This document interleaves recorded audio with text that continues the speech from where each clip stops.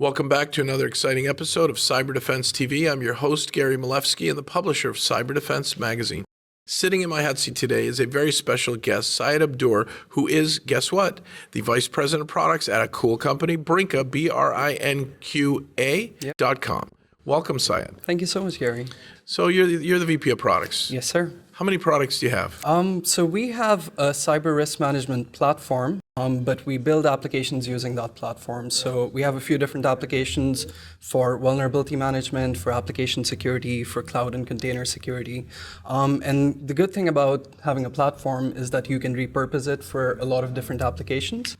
So really the possibilities are endless for us. We have more than 100 connectors to all kinds of cybersecurity tools and products and programs, and we use these to build applications for specific use cases. Is this a security automation platform? Automation is a big part of what we do, but also if we start a few layers down, we're actually bringing in data from a lot of different tools. Okay. So really the way that we like to position it is that we're building knowledge graphs for cybersecurity purposes. And are you like risk people who got into cyber?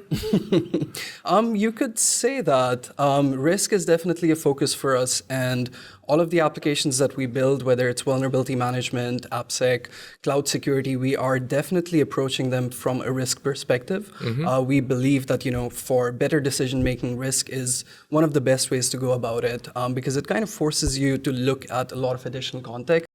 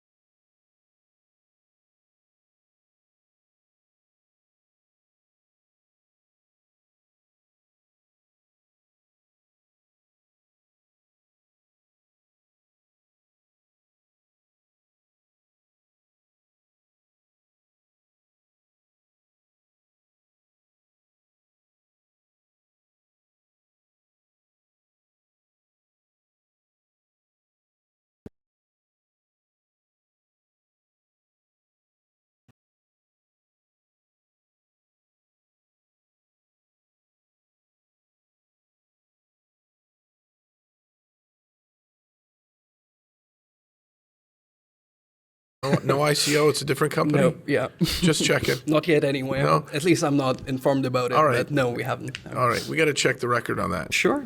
I wouldn't be surprised if... Sounds like a Bitcoin kind of name, I guess, but it's no, no. It's not Brinqa.io, it's Brinqa.com. Yeah, oh, okay, yeah. Well, I'm asking. It's .com, yes. It's .com, okay, cool. So, but you're not public yet? No. Okay, so you've got, from 2009 to present, a security platform that you've developed, and you can build modules on it, and you've got vulnerability assessment, you've got app security, you have threat intel. Well, vulnerability management, we're not actually doing the assessment, but we integrate with everyone out there. You mentioned Qualys and Tenable and Rapid7. So all the providers, there are a lot of smaller ones that do very specific things as well. So for instance, cloud vulnerability management, or more on the IO side, or even on the OT side, so we integrate with all of them. So we're not doing the assessment ourselves. We're analyzing the results that are coming from the assessment tools and then putting them in context with asset information as well as threat intel. So we integrate with most of the common threat intel feeds. Very cool. Company sounds awesome. Thank you. can anyone afford you? Is it only for the big companies? Are you using MSSPs as a model to deploy? Yeah, we do. I mean, we're really open to all kinds of companies. In our experience, the bigger enterprises do benefit more just because, they have more data. And really what we're doing at the end of the day is data analytics. So the more data that they have, a bigger problem they have of analyzing and making sense of it. But really, it's open to everyone. We do have smaller companies as well that maybe have a disproportionately bigger technology footprint that are more like technology focused and enabled.